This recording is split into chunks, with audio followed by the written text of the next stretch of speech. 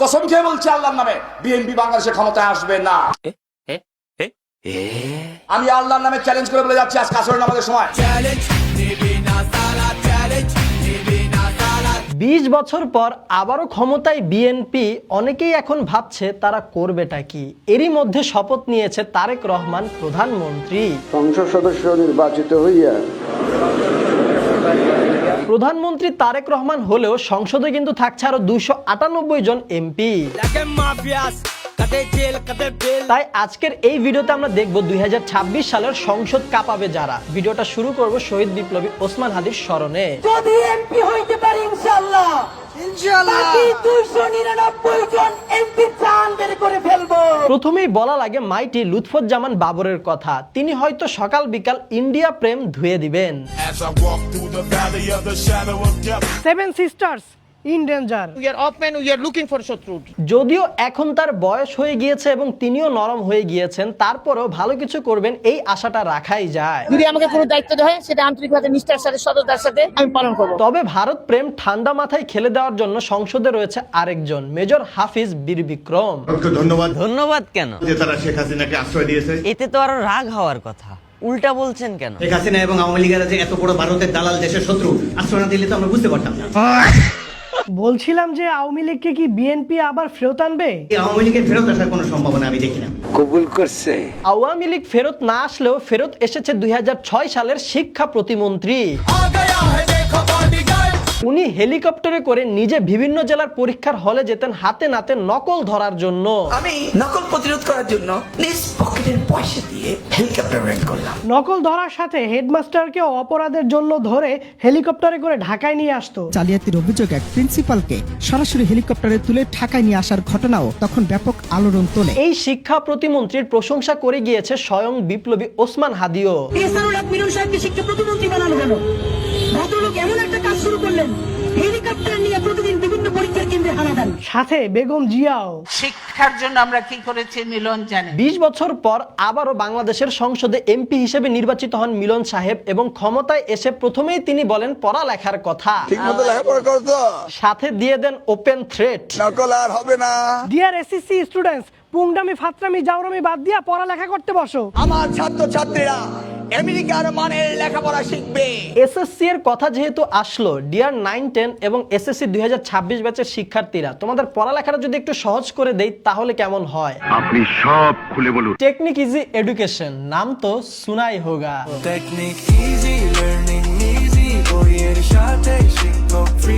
Easy সিরিজের এই বইগুলি কতটা উপকারী মহিব তুই বল?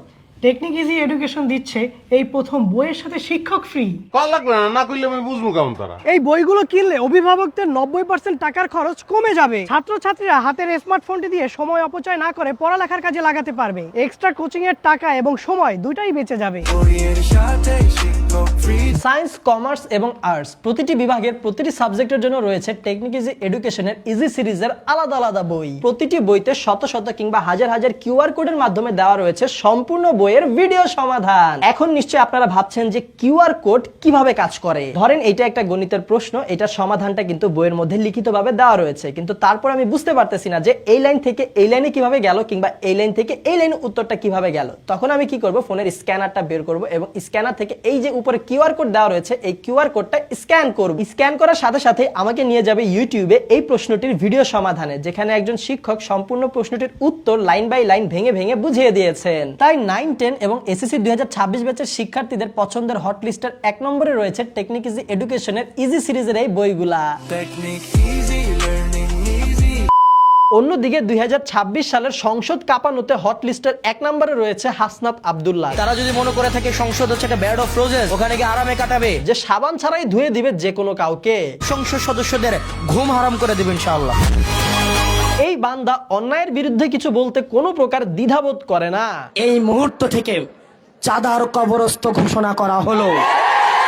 তবে এবার কিন্তু সংসদ কাঁপাবে রুমিন ফারহানাও। আমার রাজনীতি আমার দল তো তারে বহিষ্কার করলো। আমাকে বহিষ্কার করে দিয়েছে, তার আমার দল না। বহিষ্কার হয়েছে দেখেই তো এখন উনি বিএনপি এর বিরুদ্ধে আওয়াজ তুলে যাচ্ছে। গতকালকের ইলেকশনেও তো তা বিভিন্ন জায়গায় তাদের আচার আচরণ খুব ভালো ছিল না। সরকারের দোষ ত্রুটি ধরা এবং অপকর্মের বিরুদ্ধে এক বজ্রকণ্ঠ হবে রুমিন ফারহানা, আশা রাখাই যায়। বিএনপি নেতাকর্মীদেরকে মাঠ পর্যায়ে কন্ট্রোল করা যাচ্ছে না, চাঁদাবাজির সঙ্গে যুক্ত, জমি দখলের সঙ্গে যুক্ত। সংসদে সরকার দলকে চাপে রাখার জন্য রয়েছে আরো দুইজন অকুত ভয়ী। একজন হচ্ছে আমাদের বিরোধী দলের নেতা জামাতের প্রধান ডক্টর শফিকুর রহমান, যে কৃতজ্ঞতা প্রকাশ করে না সে ভালো মানুষ হতে পারে না। সরকার ভুল কিছু করলেই তুলবে আওয়াজ। সেই ফেসিবাদ, সেই কালো অধ্যায় আবার বাংলাদেশে ফিরে আসুক, আপনারা কি চান? আর বিরোধী দলীয় প্রধানের আওয়াজে হালকা স্পাইস দেওয়ার জন্য রয়েছে ছাত্র নেতা নাহিদ ইসলাম। শেখ হাসিনাকে বাংলাদেশ থেকে হটাইতে পারছি, আর এই মির্জা আব্বাস তাদের বিরুদ্ধে আমরা কথা বলতে পারবো না। সব ভয়ভীতি দেখে আমাদেরকে আটকাবে। সরকার ভালোই চাপে থাকবে। রাজপথে নামার প্রয়োজন হলে আমরা সেটার প্রস্তুতি নিচ্ছি। পাশাপাশি বিরোধী দলরেও ধোয়ার জন্য আর চাপে রাখার জন্য রয়েছে সরকার দলীয় ফজলুর রহমান, যিনি দুই চোখে জামাতরে দেখতেই পারেন না। জামাত শিবির রাজাকার, এরা হইল রাজাকার এবং বেঈমান। ওনার মতে জামাত আর ইসলাম হচ্ছে দুই মেরুর, অন্তরে কোনো ইসলাম নাই। মানে ভাই ওনার আসনে যদি জামাত জিততে পারে তাইলে উনি সোজা বিষ খাবে, এই ঘোষণাও দিয়ে দিছিল। আমি বিষ খাই, আমি বিষ খাই। বুঝেন তাইলে এতটাই মনে প্রাণে জামাতকে উনি ঘৃণা করেন। জামাত আমাদের শত্রুরা আলবত রাজাকার ছিল। আর এখন জামাতের 70 জন এমপির সাথে তার সংসদ শেয়ার করা লাগবে। জামাতের দেওয়া বিরোধী দলীয় চাপগুলা স্মার্ট হাতে হ্যান্ডেল করার জন্য রয়েছে বিএনপি এর আরেক সংসদ সদস্য বিজ্ঞ নেতা সালাউদ্দিন আহমেদ। তরুণ প্রজন্মের প্রত্যাশা অনুযায়ী এই দেশকে আমরা মেধা নির্ভর, প্রযুক্তি নির্ভর এবং জ্ঞান নির্ভর রাষ্ট্র বিনির্মাণের জন্য। তবে দুইটি মানুষকে নিয়ে সাধারণ জনগণের এক্সপেকটেশন অনেক বেশি ছিল যারা সংসদ কাঁপাবে। একজন হচ্ছে ভিপি নূর। আপনাদের বিষয়গুলো আমরা দেখবো ইনশাআল্লাহ। বান্দা মায়ের খাইতে খাইতে ভিপি হয়েছিল। আন্দোলনকে বানচাল করে আপনাদের উপর দায় চাপানোর চেষ্টা করা হবে। আর এখন মাইর খাইতে খাইতে এমপি হয়ে গেছে। মানুষের মুক্তি নাই, জনতাকে রাজপথে নেমে আসতে বলবা। তবে এখন আর মনে হয় না ভিপি নূর আগের মতো গণমানুষের কণ্ঠ হবে, সংসদে আওয়াজ তুলবে, কারণ ভিপি নূর তো এখন সরকার দলের লোক। বিজয় করে নিয়ে আসবেন সে আমাদেরই একজন। নূর ভাই এখন তেল দেওয়াতে ব্যস্ত।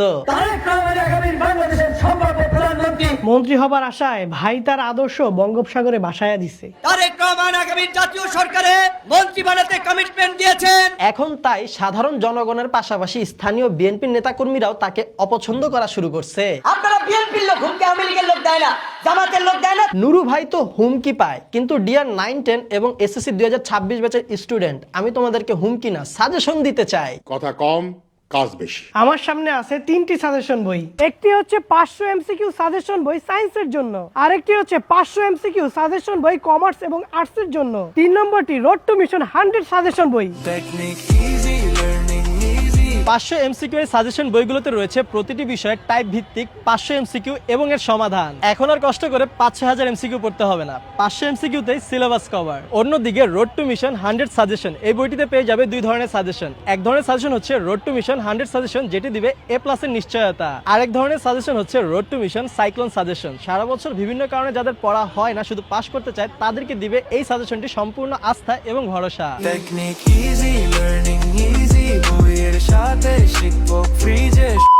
অন্যদিকে সংসদে আওয়াজ তোলা বা সংসদ কাঁপানোর জন্য জনগণের এক্সপেকটেশনের লিস্টে থাকা দ্বিতীয় মানুষটা হচ্ছে ব্যারিস্টার আন্দালিব রহমান পার্থ।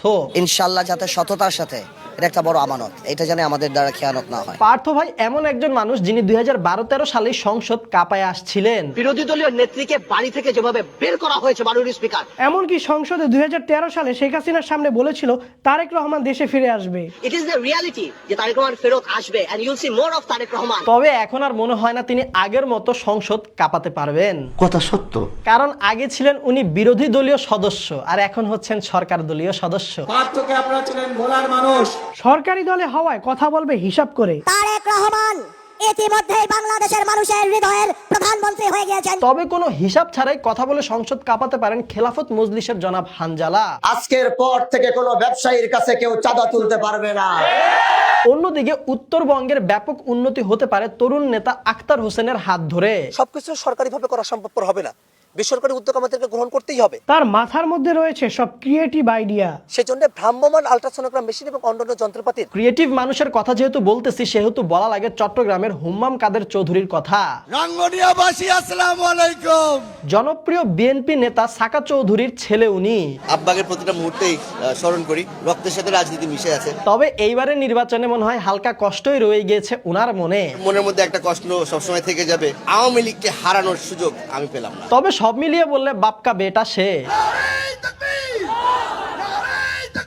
ভাই আরেকজন আছে বাপকা বেটা। এই ছবিটা স্ক্রিনে ভেসে ওঠে। দীর্ঘ 7 বছর তিনি ছিলেন আয়না ঘরে, সয়েছেন জুলুম এবং নির্যাতন। এখন একটু গুলির আওয়াজ শুনবো, তখন সব শেষ হয়ে যাবে। তাই এই আয়না ঘরের প্রথা ভাঙা এবং জুলুমের বিরুদ্ধে ভালোই সোচ্চার থাকবেন তিনি, এই আশা তো রাখাই যায়। আমাদের সাথে যে জুলুম করা হয়েছে আর কোনোদিন কোনো নাগরিককে যেন এই জুলুমের শিকার করতে না হয়। বাপকা বেটা কিন্তু আরেকজন আছে, আমাদের ঘেরাও নেতা ইশরাক ভাই। আমরা কিচ্ছু বলি নাই, আমরা ধৈর্য সহকারে শুনেছি। সংসদে বিরোধী দলকে ইশরাক ভাই একটু ভালোই প্যারা দিবে। আমরা যদি ঘোষণা দেই তাহলে ঢাকা শহরে জামাতের প্রার্থী রাস্তায় নামতে পারবে না। জামাত সর্বোচ্চ চেষ্টা করবে ইশরাক ভাইরে অ্যাভয়েড করা চলার জন্য। এই গুপ্ত বাহিনী তারা হঠাৎ করে উদয় হয়েছে। বাপকা বেটা তো আরেকজনও রয়েছে, জনপ্রিয় নেতা মরহুম দেলোয়ার হোসেন সাইদির ছেলে জনাব মাসুদ সাইদিও কিন্তু যাচ্ছে সংসদে। অন্যান্য রাজনৈতিক দল যারা আছেন তাদেরকে একসাথে এক টেবিলে বসিয়ে আমরা এই পিরিশপুর উন্নয়নে কাজ করব। সংসদে কিঞ্চিত বিনোদন দেওয়ার জন্য রাশমিকা মান্দানার দোয়াতে এমপি হয়ে গিয়েছেন আমাদের মুফতি আমির হামজা। রাশমিকা মান্দানা নাম শুনেছেন? যদিও ফজু কাকা উনার উপর খেপা। কিশোরগঞ্জে একজন আছে, তার নামই পড়ে গেছে ফজু পাগলা। এখন সংসদের মধ্যে দুইজন যখন মুখোমুখি হবে তখন অবস্থাটা কেমন হবে? মুফতি আমির হামজা নামে একজন লোক। এছাড়াও বলা লাগে ঢাকা 9-এর হাবিব ভাইয়ের কথা। আমার বিশ্বাস উনি ঢাকা 9-কে অনেকটাই পরিবর্তন করে ফেলবে। আমাদের অনেক কিছুরই প্রয়োজন। সব মিলিয়ে এই ছিল 2026 সালের সংসদ কাঁপাতে পারা এমপিদের নিয়ে অল্প কিছু কথা। যদি কারো নাম আমরা ভুলে না বলে থাকি তাহলে কমেন্ট বক্সে আপনি জানান তাদের সম্পর্কে আমাদেরকে। তবে ভিডিওটা শেষ করার আগে একটু ইম্পর্টেন্ট কথা বলো, সত্য কথা বলো। Dear SSC students, technique easy এডুকেশনের এই বইগুলি হতে পারে তোমার সফলতার চাবিকাঠি। এছাড়াও টেকনিক ইজি এডুকেশনের রয়েছে 3 মিলিয়ন সাবস্ক্রাইবারের ইউটিউব চ্যানেল, যেখানে রয়েছে প্রায় 20,000-এর মতো ভিডিও। তাই টেকনিক ইজি এডুকেশনকে বলা যায় বাংলাদেশের সর্ববৃহৎ অনলাইন ক্লাসরুম। তাই তুমি যদি চাও এই প্রথমবারের মতো বাংলাদেশে বইয়ের সাথে শিক্ষক ফ্রি নিতে কিংবা নিজের প্রিপারেশনকে 10 গুণ বাড়িয়ে দিতে আর কঠিন কঠিন প্রশ্নের সমাধান একদমই সহজভাবে বুঝতে, তাহলে আজই সংগ্রহ করে নাও টেকনিক ইজি এডুকেশনের এই বইগুলি। 10% ডিসকাউন্টে এই বইগুলি নিতে এখনই ভিজিট করো টেকনিক ইজি এডুকেশনের অফিসিয়াল ওয়েবসাইট www.tpl.com.bd আর সেখানে কিন্তু প্রোমো কোডে অবশ্যই BB10 লিখতে ভুলবে না। সারা বাংলাদেশে কিন্তু হোম ডেলিভারি দিয়ে থাকে টেকনিক ইজি এডুকেশন। তাহলে আর দেরি কিসের, এখনই অর্ডার করো ঝটপট।